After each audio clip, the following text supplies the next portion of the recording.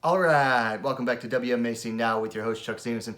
And tonight we're going to be coming at you with another fight preview, big one this time. We're going to ONE Championship Empower on May 28th in Singapore, and we're going to another of the quarterfinal bouts of the ONE Atomweight World Grand Prix.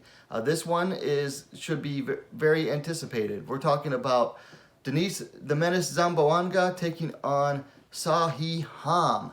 Now, for those who are more familiar with ONE, of course, Zamboanga has been, just skyrocketed up the ranks in only a few fights.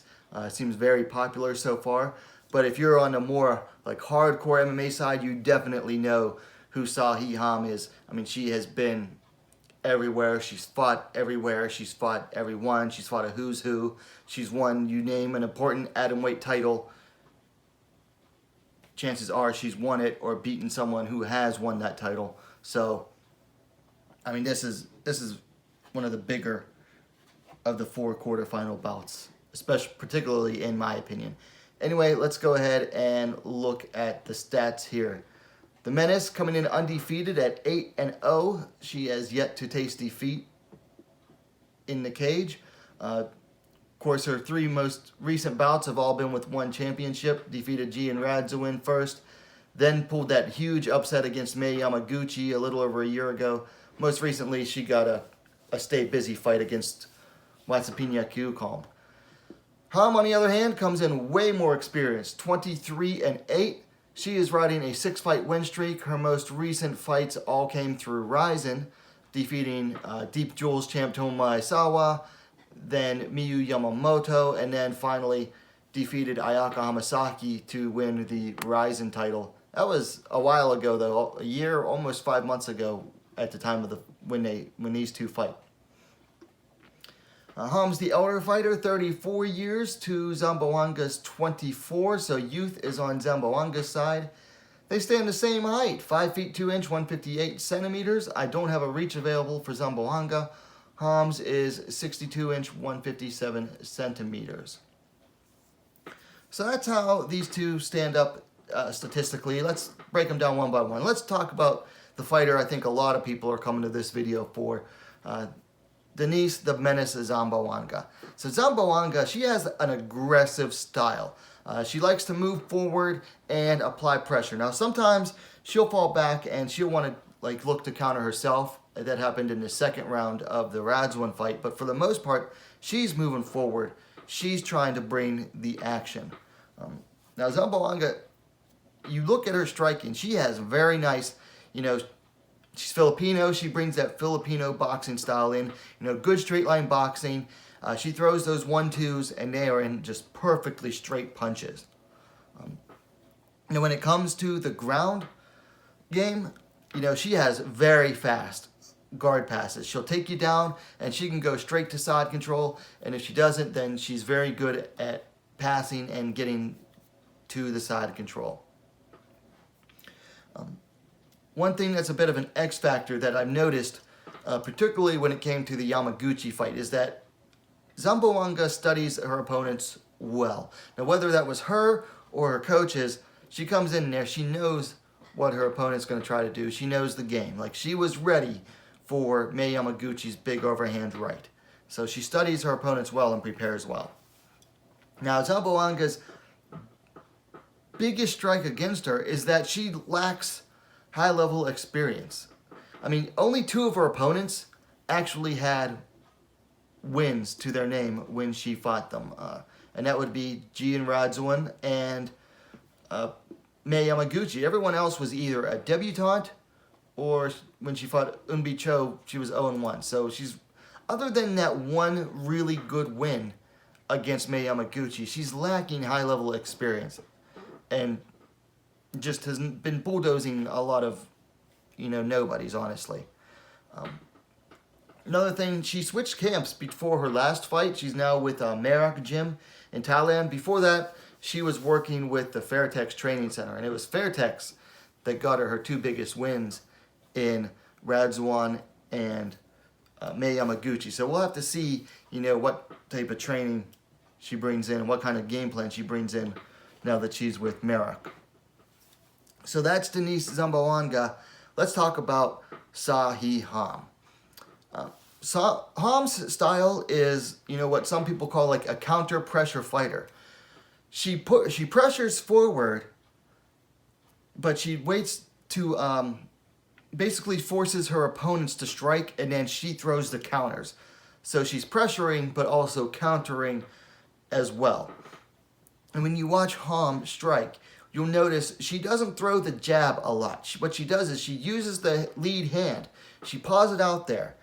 She looks to use that as both a probe to get her range, but she'll also use it to trap her opponent's lead hand and use that to open up for her left hand.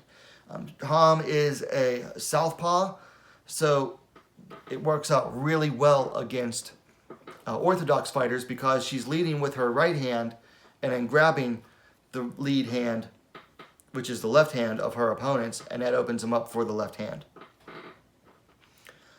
One thing about Ham I see again and again is that people tend to underrate her takedown defense. Miyu Yamamoto couldn't really get her to the ground very good, or she couldn't complete any takedowns. Mina Karobi couldn't really complete any takedowns. She has very good takedown defense, especially against traditional, like, single leg, double leg style takedowns. And when she gets to the ground, she has an underrated ground game as well. She has a very strong triangle to watch out for. She got Ayaka Hamasaki trapped in that triangle, was able to keep her there for, like 4 minutes of the second round of their fight, something like that. It was a long time. She was able to hold Ayaka Hamasaki in that triangle and just rain down elbows and keep the offense going. So overall, she has an underrated ground game, and that's because her striking is so good that you don't see her on the ground that much. Now, in comparison to her opponent Zamboanga, Ham has years of high-level experience. When she made her debut, she beat a far more experienced MMA fighter in her pro debut, and then from then on, she was basically just thrown into a blender of very tough, more experienced fighters. I mean, most of her losses are to very good, like, high-level fighters, or at least fighters that were high-level at the time. And that really, helped shape Ham into the fighter that she is, because she's been there and seen it all. Now, one thing that worries me about Ham is they're listed at the same height. But we've seen Ham is moving up from a legit atomweight division where she was fighting at 105 and then super atomweight to 108. She's now fighting at ONE Championship Atomweight, which is 52.2 kilograms. We've seen before, not all atomweights in ONE Championship are the same size, okay? Not all ONE Championship atomweights are built the same. Go look at Zamboanga's last fight against Caillou Kong. That was a very small atomweight there. And we've seen it numerous times, that not every fighter in this division is of the same stature. There's definitely things there. So that has me a bit worried here. Like, will Zamboanga be like the physically like larger fighter, even if the height's the same? Now, one thing I've noticed with Ham, and she's on social media every day, she's been working out. She's been hitting the weights. So she's been bulking up. So maybe that will countermand that. The other problem is that she's coming off of that long layoff. When she steps into the cage later this month, it's going to be like a year and 5 months, basically, or just shy of a year and 5 months since she last stepped into the cage. Is that long layoff going to be good for her at her age, or is it going to affect her badly? Well, we'll have to see. How will ring rust affect her? I mean, she's fought and had long layoffs before. Like, she had a decent-sized layoff between when she fought in the UFC and then when she fought in Return to Road. She had some layoffs within the UFC itself. I mean, almost had a year layoff between her first and second fight in the UFC. So she's familiar. She's used to these layoffs, but it's always interesting to see. All right. So that is how each fighter breaks down individually. So let's talk about the fight. This is an interesting one for me because there's not a whole lot of footage to go off of Zamboanga. I mean, she's only had 2 fights go the distance. Every other fight, I think, ended in the first round. I think 1 ended in the second. They've all been quick finishes because she's just been blasting through these, low-level opponents. For Denice, I would say she needs to take her time with this one. Do not rush against a superior, someone with such experience advantage like Ham, who's seen everything. She needs to take her time. She definitely does not want to rush Ham, because we saw what happened when Jin Yu Frey rushed Ham. She ended up on the ground unconscious. Now, do I think that she's going to be able to outstrike Ham? No. I think she's going to want to get this fight to the ground. So she's going to want to strike, and she needs to get to the inside. And then once she gets inside, she's got to drop down for that takedown. And then once she gets that takedown, she's got to be very careful. And she's got to work to pass the guard. She does not want to hang out and guard too much against Ham, because that triangle of death is waiting her. So, I mean, she gets stuck in that triangle, she's going to be eating elbows for the next several minutes. So that's basically the game plan for Zamboanga. Take your time. Don't rush. Strike to get inside, get the takedown, pass the guard. Do not hang out and guard, and do not get caught in prolonged, striking exchanges at range. That's where Ham does her best work. Now for Ham, she's kind of the opposite. She's more of a striker than a ground fighter, so I think she also needs to stay calm, not rush things too much as well. She needs to look for those openings for that left hand. That is her best weapon, is that left hand, and that's what she does the most damage with, is that left hand. So she needs to look for openings, probe, use that right hand like she does to probe for it. She also needs to be ready to defend takedowns, especially against the cage. If it gets to the cage, expect the takedown to be coming. And then if she gets taken down, well, she's got to use that cage to work her way back up. Now, it's been a while since Ham fought in the cage, but I know that she actually says that the cage is her favorite place to fight. She actually prefers the cage to the ring. So we'll have to see how she does first time in a cage in almost 2 years. So, or at least a year and a half. So definitely she wants to try to keep this on the feet as much as she can and land her strikes. All right, so, I broke down each fighter. I talked about the stats. I broke them down one by one, and then I talked about, how I see what each fighter needs to do, their keys to victory as war. So who's my pick? So I'm well known as a Seo Hee Ham mark. I mean, I've admitted to it. I am a day one fan. Like, I followed her since her pro debut. So I had to really, really put aside my biases to do this one. That being said, in spite of putting aside my biases, my pick is still going to be Seo Hee Ham.